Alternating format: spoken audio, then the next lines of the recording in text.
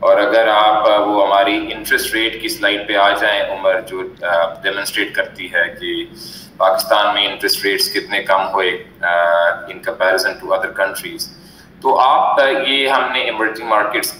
کے ساتھ کمپیریزن کیا ہے، اور آپ دیکھیں گے کہ ماسوائے ارجنٹینا جہاں پہ ایک فائنینشیل کرائسس تھا اور ان کے جو انٹرسٹ ریٹ 40-50% تھے، پاکستان نے جو اپنا پالیسی ریٹ کم کیا 625 بیسس پوائنٹس، اور جس رفتار سے کم کیا وہ سب سے زیادہ تھا. تو ایک بڑے ایگریسو انداز سے، کیونکہ یہ ایک ورلڈ وار 2 کے بعد سب سے بڑا کرائسس آیا تھا، تو اسٹیٹ بینک کی سائڈ سے 3 ایمرجنسی مانیٹری پالیسی کمیٹی کی میٹنگز کے بعد 2-3 مہینے میں پالیسی ریٹ کو تقریباً آدھا کر دیا گیا. لیکن اسٹیٹ بینک آف پاکستان نے صرف پالیسی ریٹ کو کم کرنے کے بعد یہ نہیں کیا کہ اور اس کے بعد کچھ نہیں کیا. جو سب سے اہم پالیسی ریٹ کے ساتھ جو میجرز لیے، اب میں اس کی تھوڑی سی وضاحت کرنا چاہتا ہوں. اور عمر اگر آپ اس سلائڈ پہ آ جائیں جو کہ ڈیکمپوزیشن شو کرتی ہے of all the measures taken by the state bank, تو میں ذرا سے آپ کے ویورز کو بتانا چاہتا تھا. اس سے اگلی والی پہ آ جائیں، اور اگر آپ کی سکرینز سواپ ہو سکتی ہیں عمر، تو یہ لوگوں کو آسانی سے اس کو دیکھنے میں آسانی ہو جائے گی. تو یہ دیکھیں، ٹوٹل اسٹیٹ بینک نے اپنے میجرز سے جو لیکوڈیٹی انجیکٹ کی وہ تقریباً 2 ٹریلین روپیز تھی. میں دوبارہ کہتا ہوں، تقریباً 2 ٹریلین روپیز، اور یہ وہ اماؤنٹ ہے جس سے لوگوں کی کیش فلوز جو ہیں اس میں بچت ہوئی.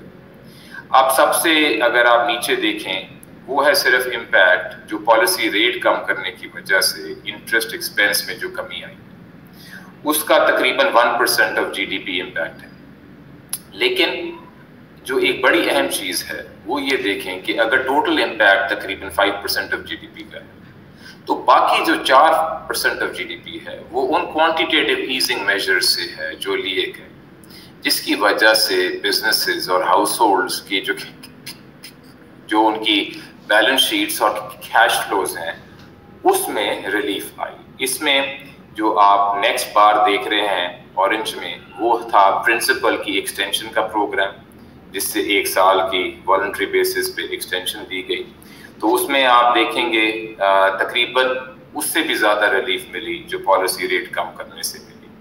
اس کے بعد لون ریسٹرکچرنگ جو ہرے رنگ کا بار ہے،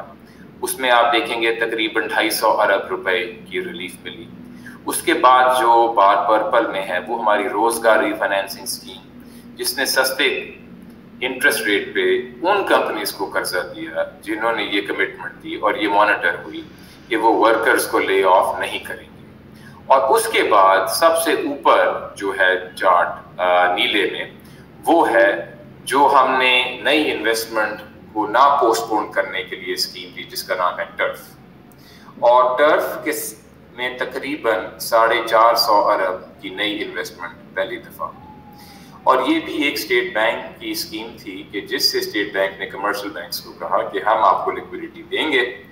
آپ نے یہ انشور کرنا ہے کہ خود پروجیکٹس آئیڈینٹیفائی کریں پرائیویٹ سیکٹر سے، اور آپ نے یہ ایسرٹین کرنا ہے کہ جہاں بھی آپ قرضہ دے رہے ہیں